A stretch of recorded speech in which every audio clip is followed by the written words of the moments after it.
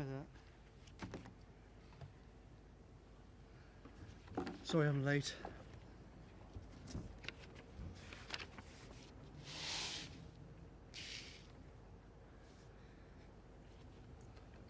Good afternoon. Thank you for coming. Yesterday I gave a full account to the Prime Minister of my actions between the 27th of March and the 14th of April, what I thought and did. And he's asked me to repeat that account directly to you. I know that millions of people in this country have been suffering. Thousands have died. Many are angry about what they've seen in the media about my actions. I want to clear up the confusions and misunderstandings that I can.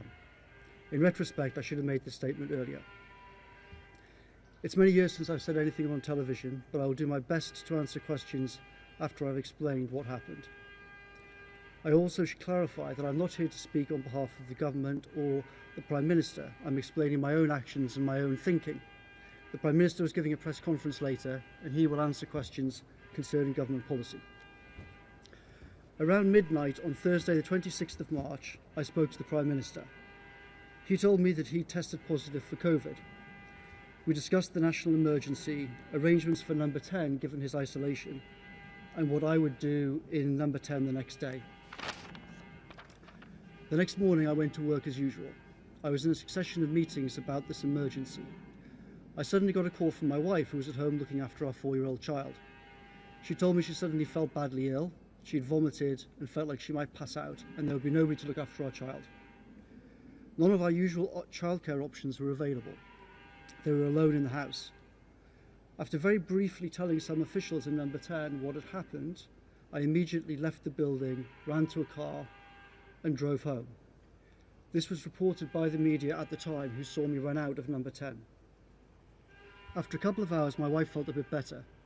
There were many critical things at work, and she urged me to return in the afternoon, and I did. That evening, I returned home and discussed the situation with my wife. She was ill. She might have COVID, though she did not have a cough or a fever. At this point, most of those who I work with most closely, including the Prime Minister himself and others who sit within 15 feet of me every day, either had symptoms and had returned to work or were absent with symptoms.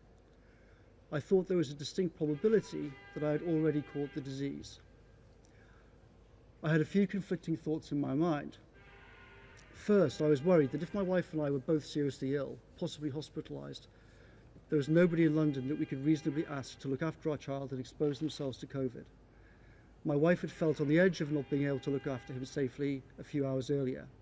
I was thinking, what if the same or worse happens to me? There's nobody here that I can reasonably ask to help. The regulations make clear, I believe, that risks to the health of a small child are an exceptional situation, and I had a way of dealing with this that minimised risk to others. Second, I thought that if I did not develop symptoms, then I might be able to return to work to help deal with the crisis. There were ongoing discussions about testing government staff in order to keep people like me working rather than isolating. At this point, on the Friday, advisors such as myself had not been included in the list of who were tested. But it was possible that this might change the following week. Therefore, I thought that after testing negative, I could continue working. In fact, this did not change, and special advisors were not tested, and I have never been tested. Third, there have been numerous false stories in the media about my actions and statements regarding COVID. In particular, there were stories suggesting that I had opposed lockdown and even that I did not care about many deaths. For years I have warned of the dangers of pandemics. Last year I wrote about the possible threat of coronaviruses and the urgent need for planning. The truth is that I had argued for lockdown. I did not oppose it. But these stories had created a very bad atmosphere around my home. I was subject to threats of violence. People came to my house shouting threats. There were posts on social media encouraging attacks. There were many media reports on TV showing pictures of my house. I was also worried that given the severity of this emergency, this situation would get worse. And I was worried about the possibility of leaving my wife and child at home all day and often into the night while I worked in number 10. I thought the best thing to do in all the circumstances was to drive to an isolated cottage on my father's farm.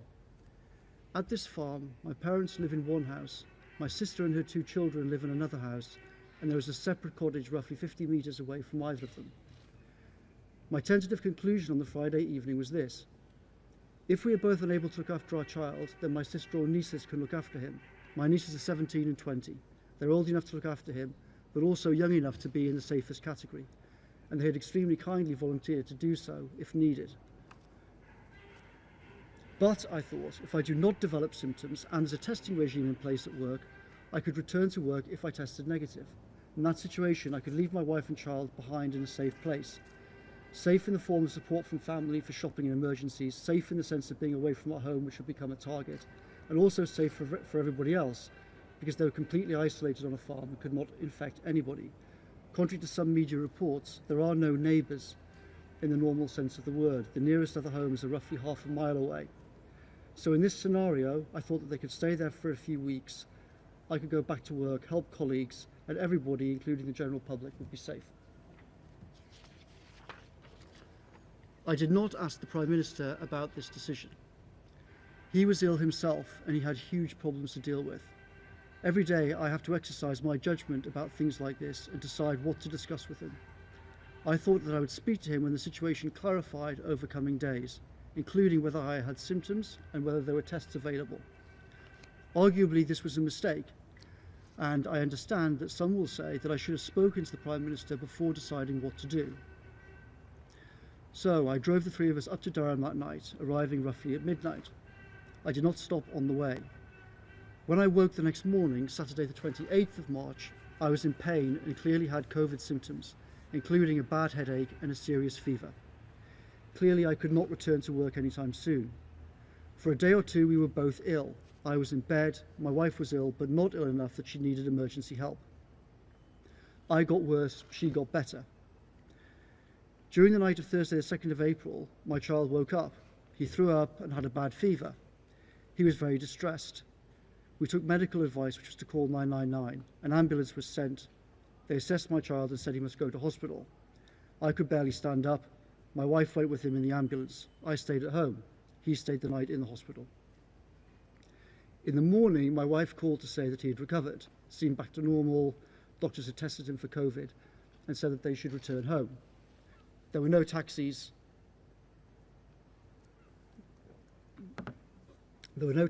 I drove to the hospital, picked him up, then returned home. I did not leave the car or have any contact with anybody at any point on this short trip. The hospital's, I don't know what, roughly 5 miles or something away, 2 miles, 3 miles, 4 miles, something like that. A few days later, the hospital said that he tested negative. After I started to recover, one day in the second week, I tried to walk outside the house. At one point, the three of us walked into woods owned by my father, next to the cottage that I was staying in. Some people saw us in these woods from a distance, but we had no interaction with them. We had not left the property, we were on private land. By Saturday the 11th of April, I was still feeling weak and exhausted, but other than that, I had no COVID symptoms. I thought that I would be able to return to work the following week, possibly part-time. It was obvious that the situation was extremely serious. The Prime Minister had been gravely ill, colleagues were dealing with huge problems, and many were ill or isolating.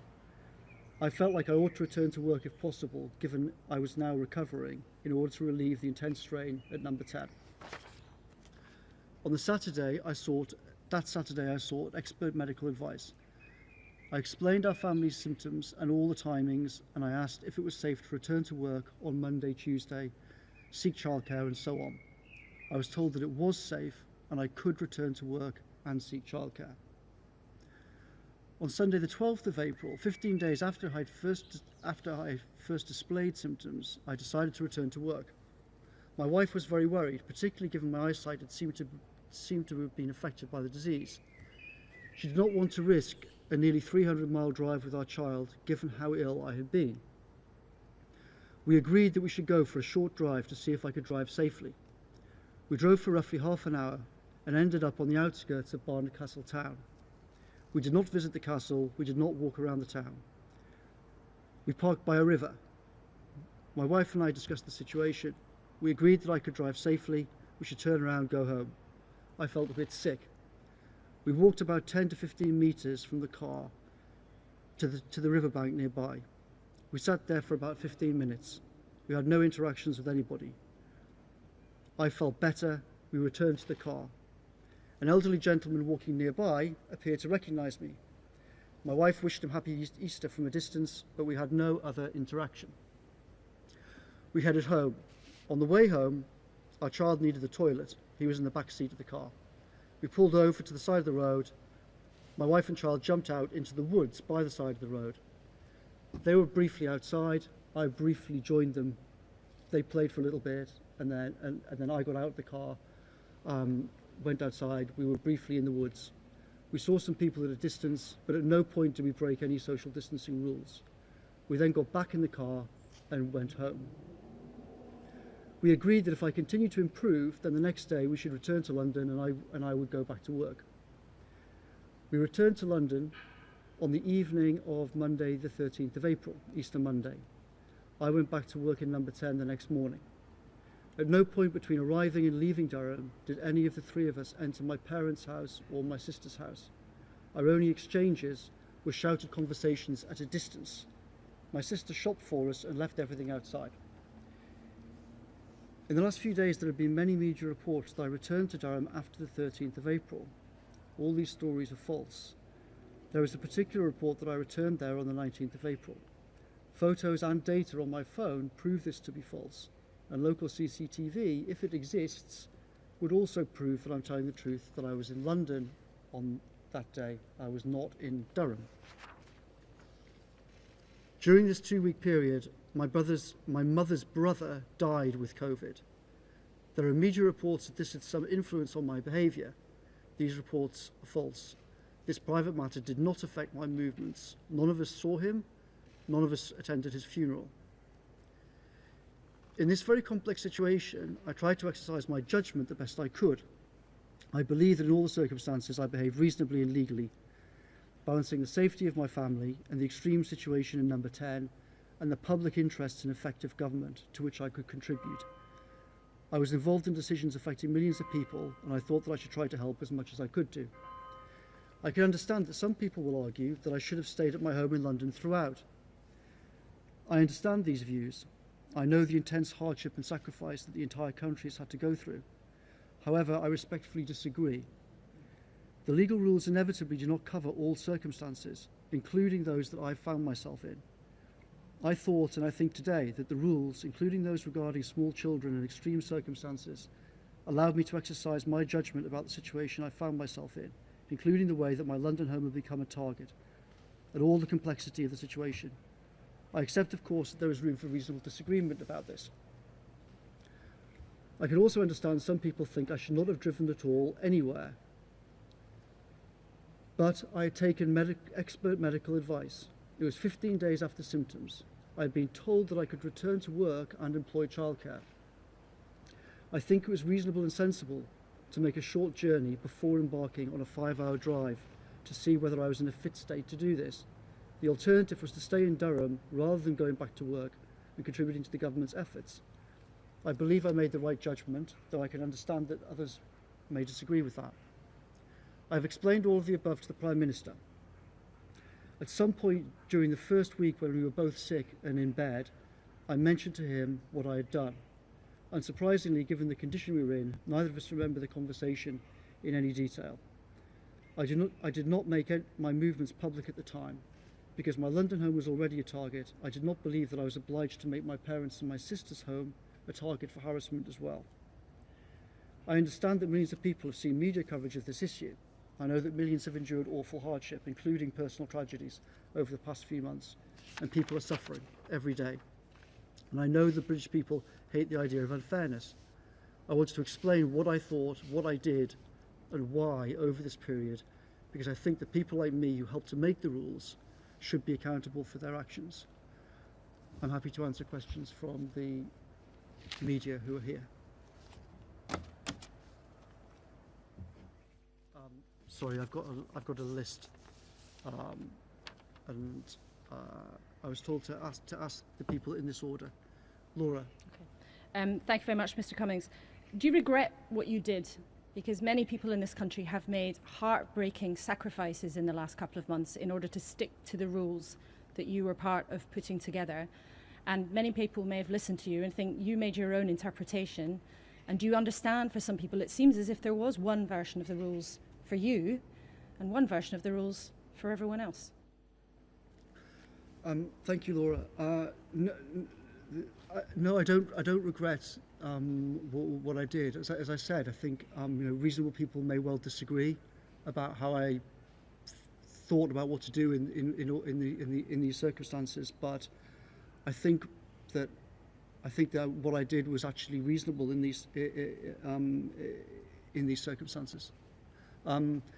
In terms of the rules, I think that the rules make clear that if you're dealing with small children, then that can be exceptional circumstances. And I think that the situation that I was in was exceptional circumstances. And I think that the way that I dealt with it was the least risk to everybody concerned if my wife and I had both been unable to look after our 4-year-old. It may sound to many people this afternoon, though, that you're using a loophole that was in complete contrast to the message people heard day after day from Number 10 of stay at home, stay at home, stay at home. Do you understand why some people are really angry about this? Not just respectfully disagree, that they're furious.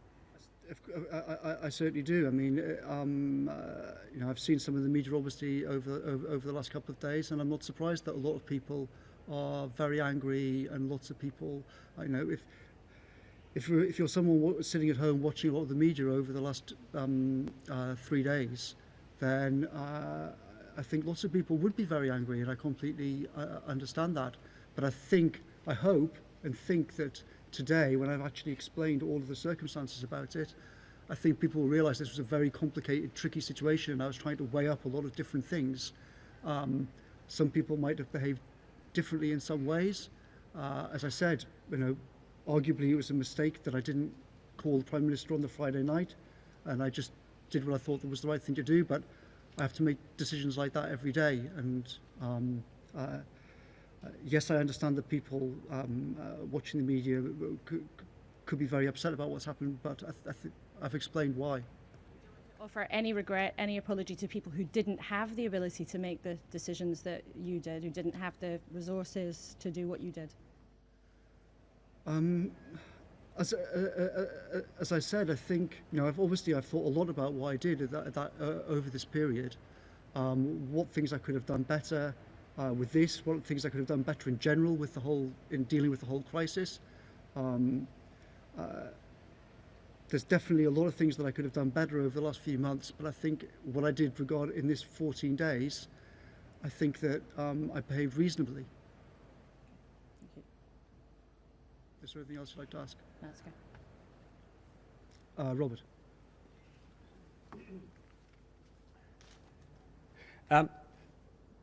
So, just to be absolutely clear, in this 14-day period and subsequently, apart from one visit to Durham and back, and a trip to Barnard Castle, neither you or Mary have been anywhere else at all. Also, millions of people haven't seen their parents for months now. Can you just tell us a bit more about the nature of your contact with your parents? And then finally, your own scientists are worried, they said this last night, that by introducing an element of personal discretion into the interpretation of the rules, you are putting lives at risk. What would you say to them, and what would you say to us to reassure us? Thanks, Robert. So I think you asked whether it was true that over this 14-day period that I didn't go, that we didn't go anywhere else apart from off in the car on day 15. No, that's not correct. I went. Yes, exactly. I went. There was the trip to hospital. And then there was the drive on day 15, but apart from that, neither of us left. And nothing since then either? Nothing since then in terms of? Just trips that break the rules, as it were? No, I mean, I left, I'm not exactly sure where the boundaries of London are, but as far as I'm aware, the only time that I left London since Tuesday the 14th was to go to Chequers for meetings with the Prime Minister. And that would be true of Mary as well, I mean, because you're a household, you know. Yes, I mean, Mary and I have been together since we returned. And then on this issue of contact with your parents? Issue of contact with my parents. So, I mean, obviously, so neither Mary nor I have been tested.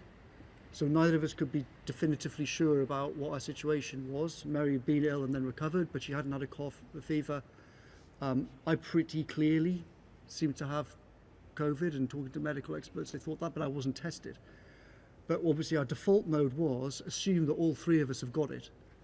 So I was in a cottage 50 metres or so away from everybody else. Obviously we kept very, very far away from them. There are various reports that I visited them, I was staying with them.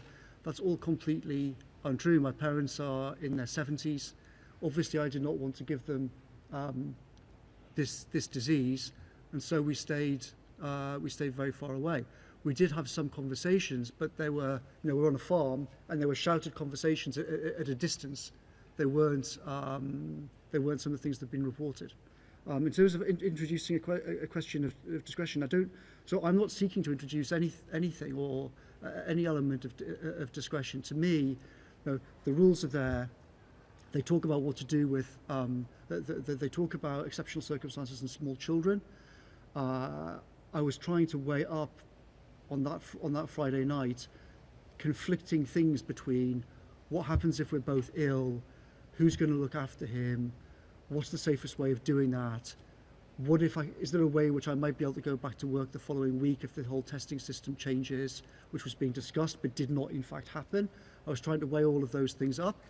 Given that, I think that I don't believe that I broke the rules. I think that breaking the rules. It's that the SPIP and SPIM members last night said that they think you introduced the idea that if your personal circumstances allow, you can do something different from what the simple rules say, and they are very worried that will make it much harder to contain the spread of the disease. Well, I think that they're right to be worried that the coverage of the last couple of days could encourage people to behave in certain ways. But with great respect to them, they made those comments without knowing what had actually happened, and actually that's one of the reasons why I think now it would have been better to have made this statement earlier. But as it was, you know, well, I didn't, and it would have been better to have done it earlier, for sure, and that would have also, I think, stopped some of those guys being themselves confused by what they read. Beth. Thank you. Mr. Cummings, thousands of people watching this, ordinary families, have put up with all kinds of restrictions and hardships, regardless of their medical or family requirements. People not going to funerals, people not even going into hospital when their kids have been having cancer treatment. Why are you so different? What those people, I think, see here is that there's one rule for you, one of the most powerful people in this country, and there's another rule for them. Don't you think you at the very least owe them an apology? I don't think I'm so different, and I don't think there's one rule for me and one rule for other people. As I said, I think that I looked at the I knew what the guidance was. It talks about exceptional circumstances with small children, and I think that in all the circumstances I behaved reasonably and legally, as I said. But people will be listening to this. For days, government ministers have obfuscated about whether you went to Barnard Castle, no information put out. This is meant to be the people's government, isn't it? But you've badly misjudged public mood on this. This hasn't damaged the Prime Minister. It has undermined your policy, and it's undermined public confidence in the government. It could even now threaten public health if people decide that the rules don't matter. How can you even countenance at the moment staying on and not resigning? as I said, I think there is understandable anger, but a lot of that anger is based on reports in the media that have not been true, and it's extremely regrettable. But the media that were reporting some of these things that were wrong were told that they were wrong, but they reported them anyway, and that has caused a lot of anger. I know a lot of people have shouted at me in the street, "Why did you go back? Why did you go back to see your parents just because you wanted to?" But I did not do that. Can I just ask you one more thing? You went 260 miles, you didn't stop, but you didn't think that you ought to check with the Prime Minister, knowing how that might look when we were at the height of lockdown and we were all being told not to go anywhere and to stay at home and to self-isolate if we had COVID. I know you have circumstances, but how could you not even check with your boss? Well, as I said, I think that's a very reasonable question, and I think a lot of people would say that I ought to have called the Prime Minister about it, but. All I can say is what I said earlier on about what my state of mind was at the time. He himself had just tested positive hours earlier. He was ill. He was upstairs in number 10 in bed. He had a million things on his plate. We all had a million things on our plates. We were trying to do lots of things. One of the things I have to decide every day is what to bother the Prime Minister with and what not to bother the Prime Minister with. And the honest truth about my job is that there are endless problems all day long, and I can't go to him all day asking him, what do you think about that, this, what do you think about the other? Otherwise, what's the point of having people like me around? I have to get on with things, and I have to make decisions, and sometimes I do the right thing, and sometimes I make mistakes. I should stop now, but in retrospect, you wish you'd checked with him first.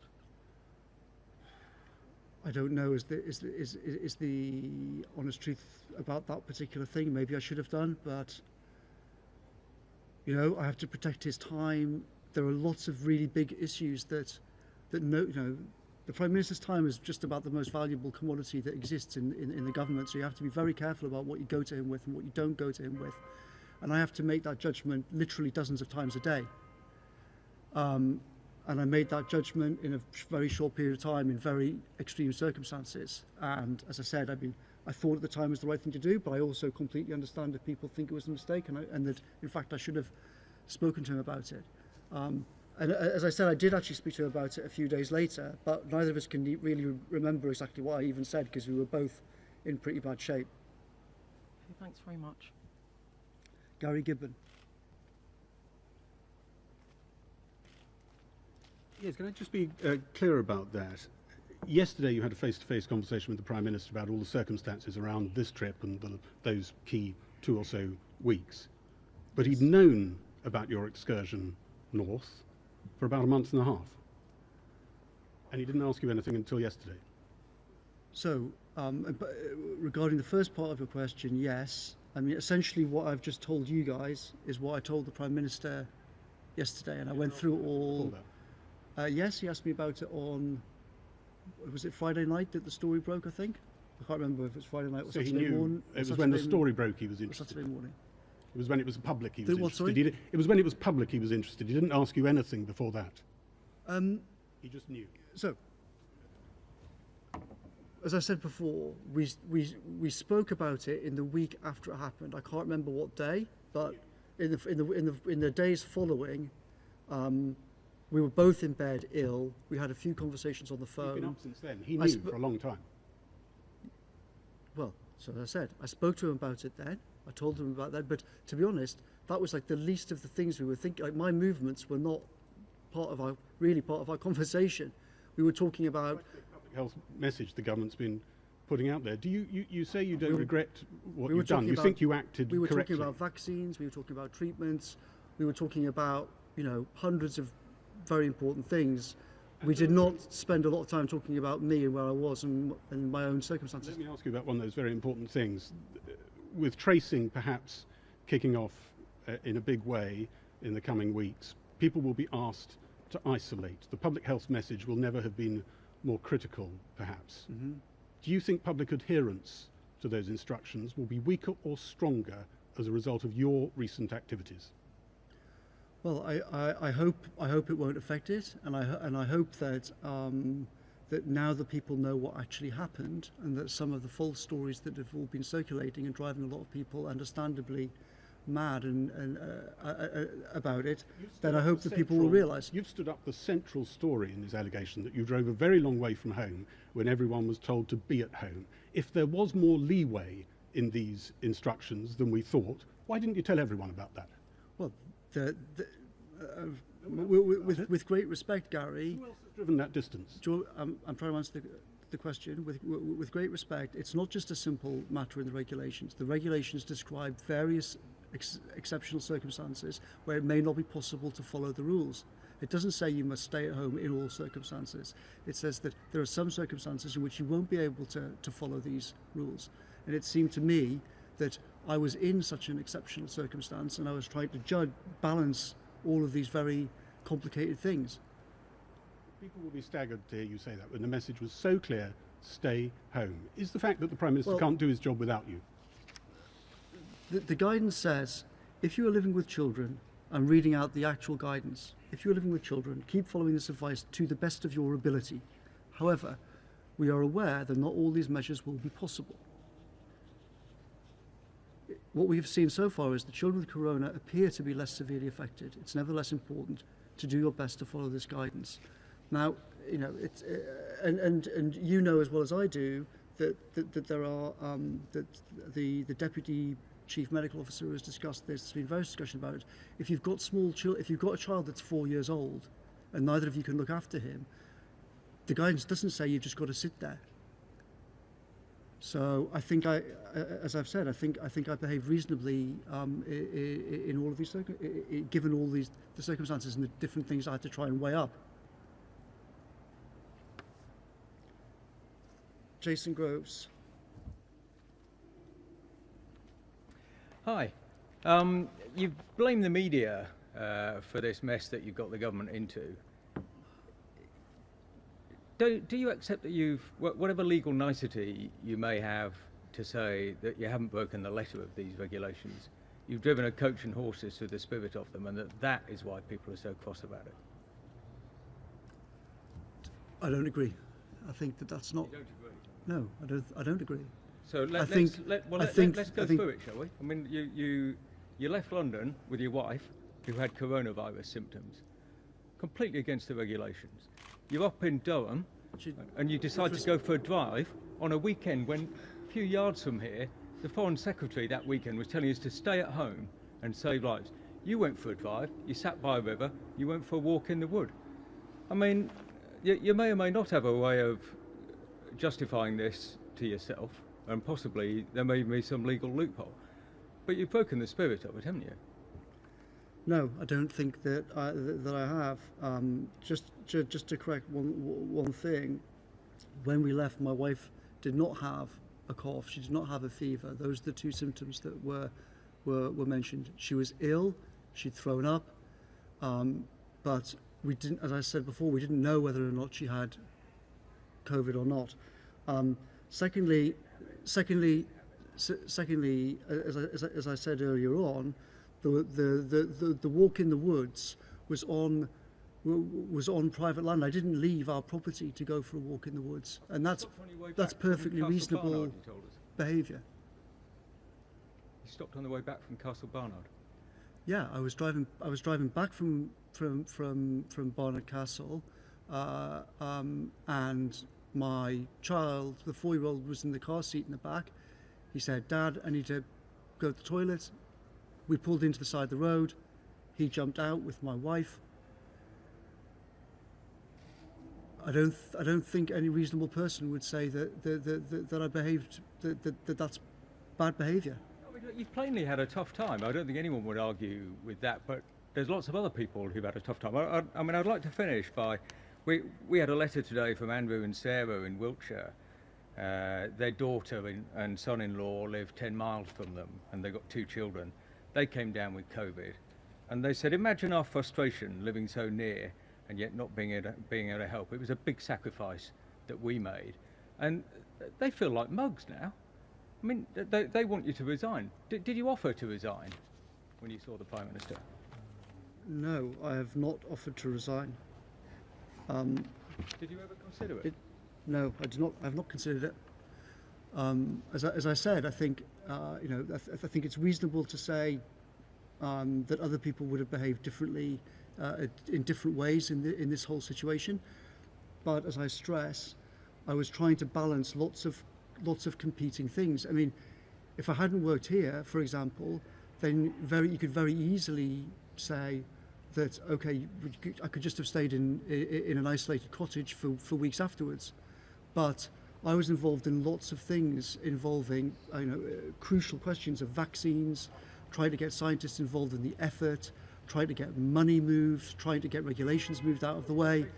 And I thought that if I could return to work, then I should seek to return to work. And I would stress that I took expert medical advice before I moved to say, and I actually went through the whole history, the details of what I've just told you. I went through on the Saturday, the 11th, on day 15. Sorry, is that day 14 or 15? I can't remember now. Whatever. But anyway, it's day 14. So yeah, Saturday the 11th. On day 14 is when I took medical advice. That was day 14 of symptoms, and I was told then that you're clear to. I said, can I go back to work Monday, Tuesday? And I was told yes, given that what you've explained, you are not a danger to the public now, and you can safely go back to work and hire childcare. So given that, I thought that I ought to try and go back to work and try and do what I could in this emergency. Okay, thanks. Anna Mikhailova.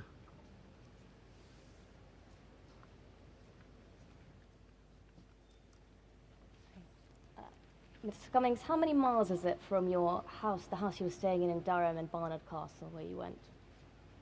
I don't know how many miles it is. I mean, it's roughly a half-hour drive. Right.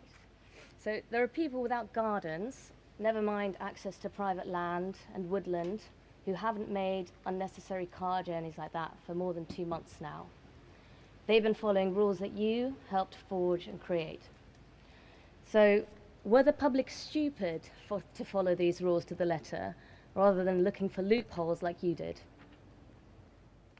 No, of course the public were not stupid to follow the rules, and I wasn't looking for loopholes. I was looking to try to do the best that I could in a complex situation where I was trying to weigh safety of my child with trying to get back to work, and a lot of difficult decisions to make around that. How does your trip to Barnard Castle have anything to do with the safety of your child or your work? Because, as I explained, I'd been very ill. On the Sunday, the 12th, I'd said to my wife, right, let's pack up the car and go back. I've been cleared by the doctors to go back to work. And she said, and I think it was perfectly reasonable, a few days ago you could barely stand up. You said that your eyesight was weird, and it seemed to be weird. We shouldn't just embark on a 270 whatever it is mile journey and then end up finding halfway through that you actually can't drive that far. So we should get in the car and make sure and see if you can actually drive. The only way to avoid this problem would have been just to say, well, I'm just going to stay in Durham, which I could have done, but I didn't think was the right thing to do. So it was, one has to make I've been told by expert medical advice that I wasn't a danger to the public, and that I could go back to work in number 10 Downing Street on the Monday, Tuesday, and therefore I was trying to do that in the safest way possible. And I think that was a reasonable thing to do. But that doesn't make any sense. Why do you have to make a half-hour journey each way to Barnard Castle? Why not drive a little bit of the way to London and then go back if you weren't feeling well? I mean, we didn't think about that of doing that. To be honest, we just thought, okay, let's whiz down the road and see how I feel. Do you regret not thinking about it? You mean, do I regret not just trying to drive to London and see if I could do it? Do you regret taking a half-hour journey to Barnard Castle and sitting for 15 minutes, as you say? As I said, I think it was a reasonable thing to do. I mean, perhaps you're right, and we should just have cracked on and tried to do the whole trip, but the whole point was, no, I had been extremely ill. My vision had been a bit weird. We were all going to go back. My wife said we should drive down the road and you should see if you can actually drive and see if your vision is weird or if you're okay. And I thought that's a good idea. I should do. And as I stress, I've been cleared to go back to work. So the implication that I shouldn't have been driving back to London, I don't think is reasonable, because I had spoken to a doctor about it and I had been cleared to come back to work. If you mention your wife a lot, if you and your wife felt that you had done nothing wrong, why did both your articles in The Spectator from a few weeks ago make absolutely no mention of being in Durham? Because, as I said, my house in London was already and is now the subject of some very unpleasant actions. And why on earth would I mention another house that I was in, where I've got two elderly parents and other relatives living there, who now today also have a lot of unpleasant things going on around their house too. I don't think I was obliged to do that. Why write such a detailed article at all? My wife's a writer. I mean, I don't tell her what to do. You did too. What, sorry? You wrote one too. You're not a writer. I wrote a few sentences about her, about what it was like to be with Mary.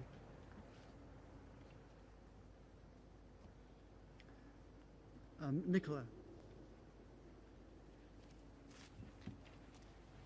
Thank you, Mr. Cummings. You said that you sought expert medical advice before returning to London from Durham. Yes. Did you seek any such advice before making the initial trip to Durham? No, I didn't. And were you confident, or how could you be confident, that you wouldn't be putting anybody else at risk by making that trip? So the point was that that I knew that I could get to a place that was completely isolated. I knew that I had a full tank of petrol. I could drive to a place that was completely isolated from everybody else. I knew that if me and my wife could not look after our small child, there was a 17-year-old and a 20-year-old 50 metres away that I could call and say, we need help. They are old enough to look after a child and also young enough to be in the least risk category. If I'd stayed in London and a similar thing had happened, then I'd have had to get somebody else there and expose them to danger, or invite them into the house, which would also have exposed them to danger. The way that I did it seemed to me to be the safest thing for everybody in the circumstances. And in fact, as it turned out, I didn't have to put anybody in that house in danger because although we were both ill and I couldn't look after a 4-year-old, my wife could. So as I stressed, I think that in all the circumstances, it was the most sensible thing to do. You mentioned you had a full tank of petrol when you left. Did you then have to fill up before you came back? Was that another stop that you made? No, we drove up and then we went back, and then I'm pretty sure we called in and filled up with petrol on the way back. But remember, at this point, I'd been cleared to drive back to work, and so I don't think in any way that was breaking the rules. I think it's just important to be clear exactly how many stops you've made, because you've disputed some of the accounts that have been reported. Yeah, so on the way up I didn't stop at all, and then on the way down I can't be entirely sure, but I'm like 95% sure that I did stop on the way back down and filled up with petrol, but that might be wrong. Right. You said in the statement you read out that you tried to exercise your judgment in doing the best thing for your family. And, people up and down the country have been trying to do the best for their families. Yes. You talked about complicated circumstances. So many people have those. They have competing caring needs for children, for elderly people. Most people that me and my colleagues here have spoken to did not think what you did was within the rules, regardless of whether they had the opportunity to make such a journey. There are single parents who have had COVID-19 and had to care for, even younger children than you. because that's the situation they found themselves in, and they were following the advice issued from this building. How can you not feel apologetic towards them for undermining the rules that you helped to create? Well, obviously, I feel extreme sympathy for single mums who'd have been in such a terrible situation. But all I can do is repeat what I said before. On that evening, my wife had just been in a situation where she felt barely able to look after our child. Was essentially surrounded by people who were either testing positive or had symptoms for COVID. It seemed perfectly likely that I would have it and could not look after a child. And in fact, that is exactly what happened. The next day, I was ill and I got extremely ill a couple of days later, and I couldn't look after a child. I could barely move, to be honest. And if both of us had been in that situation, then we would have needed help.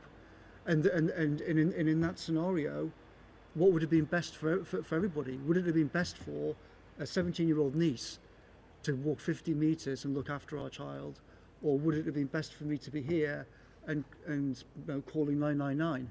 I think that what I did was the most reasonable thing in the circumstances, given that my nieces and my sister had very kindly said that if there is an emergency, we'll help. Just finally, before you made the decision to drive up to Durham, did you make any inquiries with neighbours or friends to see if they or any other people in London who may have been able to help you should you have needed help with looking after your son? I didn't know because as I said, anything like that would have doing that would, well, first of all, I don't think it would be reasonable for me to ask someone, some friend, to come and expose themselves to a deadly disease when a 17-year-old niece has already volunteered to do it for me. So, to be honest, I didn't really think about that. I thought, well, I'm lucky. If this nightmare does happen, then that's the best thing for everybody. Thank you. Nicola. Oh, sorry. Matt. Hi. Why weren't you honest with the public before now and before Friday about your trip to Durham? In what way was I not honest? Why didn't you tell us? We were asking daily at the number 10 briefing. Where were you? Where were you working? I think a lot of people would have understood your difficulties at the time. Why weren't you honest about that? Well, look, there's been a long string of inaccurate stories about me for month after month after month, and the truth is that answering a lot of these things does not necessarily clear up confusion. It frequently has led to more confusion. So you weren't worried that you admitting and being honest to the public that you were travelling to Durham for very understandable circumstances could have sent out the wrong message to other families? Yeah, I was worried. I was really worried about the whole thing. But in the situation not just the situation in those 14 days, but in the time since Friday night, there are not really any good options. And do you regret not laying out quite clearly, maybe when you came back, to avoid the security problems, just being honest with the public? Yes, I do. As I said, I think at the beginning of my statement, I think in retrospect, it would have been better to set this out earlier on. But we have to make judgments about these things in number 10. Our judgment at the time was that if we start trying to explain everything, then it'll actually lead to more confusion. That often happens around here. But now, there's been all of these reports about, did I go back a second time? Did I go back on the 19th of May? Was there a third visit? And by this morning, there seemed to be so much confusion about so many things that the Prime Minister, I and others thought, okay, the best thing to do now is the only thing to do now is to actually just come out and discuss it all, and to talk and just to lay the whole thing out, including my child being ill and all of that stuff. Regardless of whose fault it is, I mean, this whole episode is already having an impact on people's behaviour. Government scientists are warning more people will die. the police warning that it's going to make their job harder. I mean, regardless of whose fault it is, why shouldn't you resign and draw a line under it and hope to regain the government's control of this pandemic? Well, I hope that now that people have heard what happened, I think that as I've stressed that in a very complicated situation, I behaved reasonably, and I tried to do the thing which minimised risks to everybody, given all the different things I had to weigh up. And I hope that, having heard this, that the people will say, okay, no, we understand the situation, and we understand what I did. They may well say, I would have. Some people, I'm sure, will think I would have done this differently or that differently, and perhaps they're right. I'm not saying that, having laid all of this out, I'm not saying I know I'm right. I'm saying this is what I did at the time. This is why I did it at the time. I was trying to weigh up competing things. I thought that I should try and come back to work and help with the whole disaster if I could do. Other people may say that I shouldn't have done that. So, if the episode does rumble on, do you think you will review your position in the next week? Will you review your position in a week or so if it does rumble on? It keeps distracting. It's up to the Prime Minister. I'm here to try and do the best that I can for the government. To try and change the country for the better in lots of ways, to get more investment into the NHS, to do all sorts of things that we've talked about. During this crisis, I've been trying to do the best I can to make the government machine work as well as possible. If the Prime Minister thinks that I should stop, then that's not for me to decide. It's up to him to decide. Just very quickly, you said a lot of things you wish you'd done better yourself and as a government. What, broadly, what areas do you wish you had done better over this pandemic?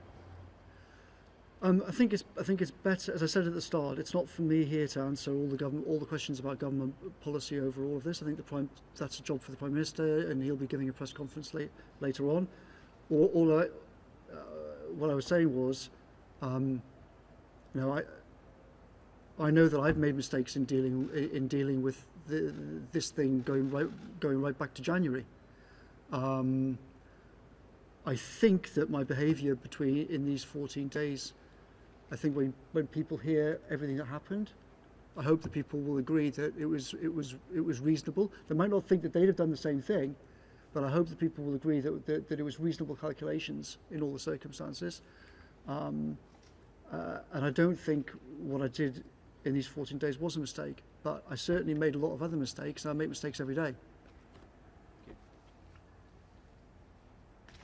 Caitlin.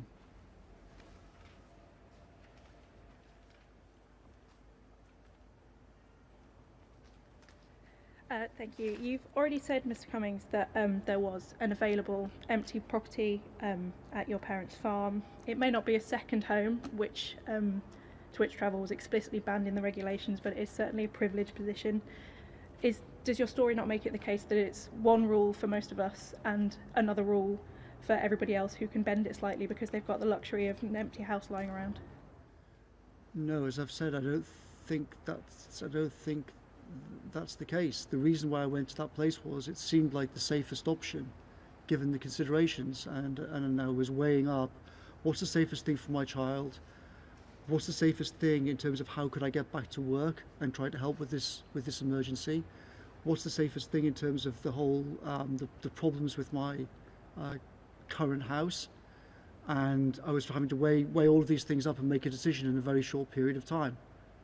But lots of people would have liked to weigh up what the safest option was for their child and would have liked to have thought that they had the opportunity to go to an empty, safe space. Did you not at all have any thought that, I should be going through this in the same way that everybody else is? I should be staying at home and doing everything that I can. Obviously I thought, I'm not sure that I can really usefully add to what I've already said. I think I've explained what my thought process was. I was trying to balance these three things about the safety to my child. And I stressed the point about it wasn't that it was some nice place to be. If you've been there, you'd see that it's sort of concrete blocks.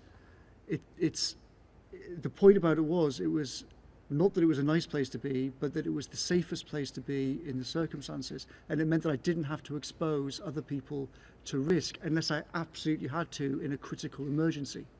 And I thought that the regulations, as I stressed, the regulations say we are aware that not all these measures will be possible if you're living with children. And I had a wife who'd already said, she was close to not being able to look after a child. I was thinking, this might be me tomorrow. In fact, it was me tomorrow. What do I do then? And I think, if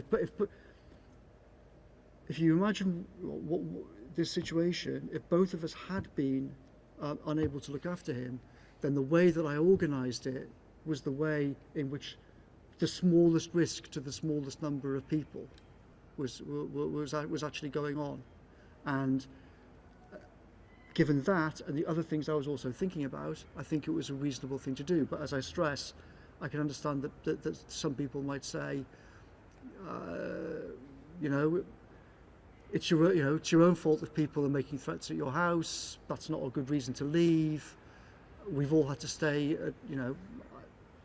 Other people are going to make their own judgments about this whole thing.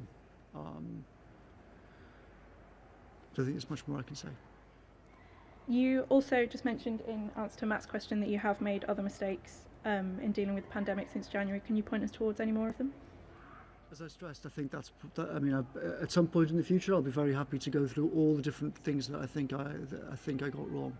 I would also point out, though, that lots of the media reports about what I've thought, what I've said, what I've done are completely false. For many years, I've been writing about the dangers of pandemics. Only last year, I wrote explicitly about the danger of coronaviruses. I stressed that the importance of government planning and that I was worried that people were not taking it seriously enough.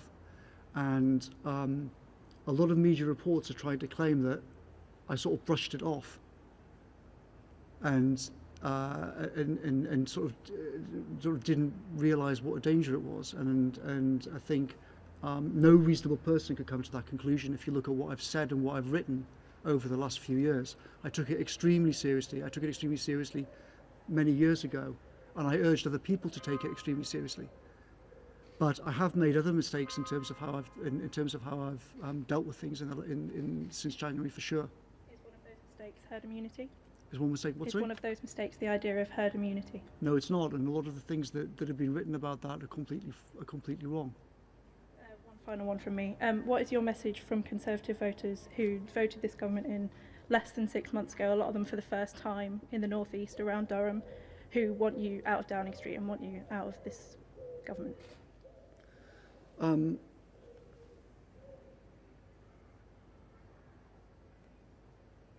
What's my message to them? Well, I think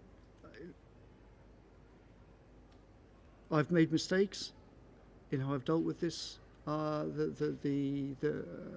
sorts of things in government. I don't think I made a mistake about these 14 days that are in question, and I would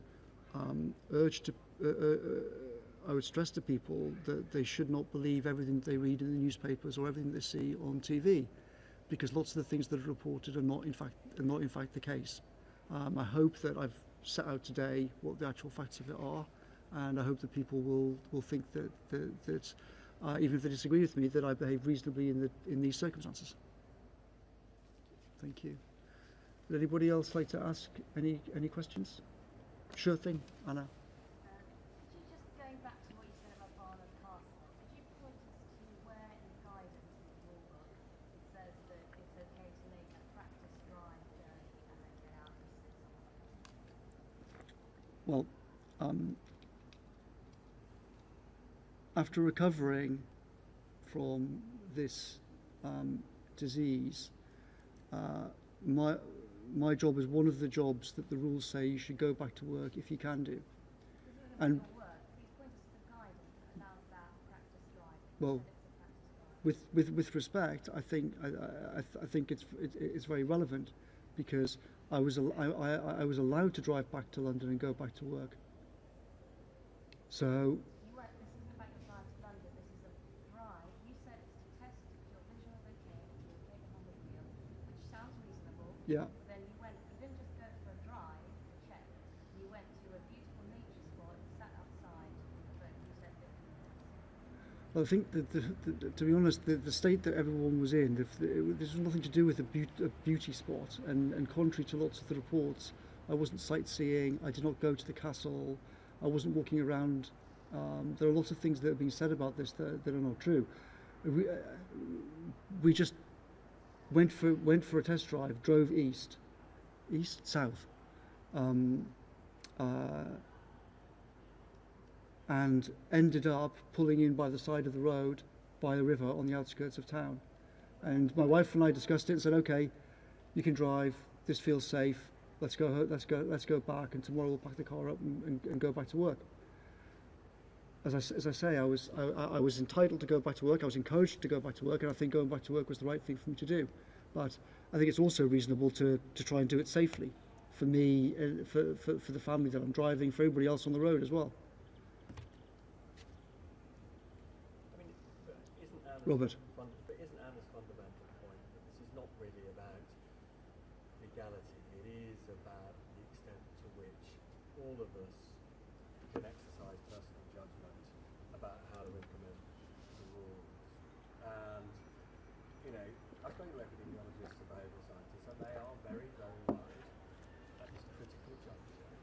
But what you have done by your example is to say to people, if you feel that there are special circumstances, you don't have to follow the rules. So, for example, quite soon, many of us are going to be getting a telephone call from a contact tracer saying you have been in contact with somebody who's got symptoms, stay at home for 14 days. And many people say, I'm absolutely certain I haven't got any symptoms. If I don't go to work, I'm not going to earn money, my family is going to be put at risk. I'm just going to follow my own judgment. Now, lots of people do that. Contact tracing is not going to stop the spread of the virus. Mm-hmm. So, yes, it's true that various scientists have said, oh, well, we think that what Mr. Cummings did might cause problems. But I would stress that a lot of the things which they think I did not do. But you did There have been, yes, but with great respect, Robert, you are allowed to exercise judgment. The rules explicitly say that, as I stressed to you before. The rules explicitly say that when you're living with small children, you have to exercise your judgment in that situation. That's what the rules say. The rules are not millions of pages long explaining exactly what you do in every possible circumstance. And if we try to write rules like that, then they could easily cause more trouble rather than less trouble. So of course people have to make judgments about these things. Some of the people who've said that what I did is encouraging people to behave badly are doing so thinking that as per various media reports, that I went to stay with my parents. I did not in any meaningful sense stay with my parents. I was not in the same house as my parents. I never went into the same house as my parents. It's not true to say I went to visit with my parents. It's not true to say that my parents helped me with childcare. All of these things have been reported. That is not the case. That is not what happened.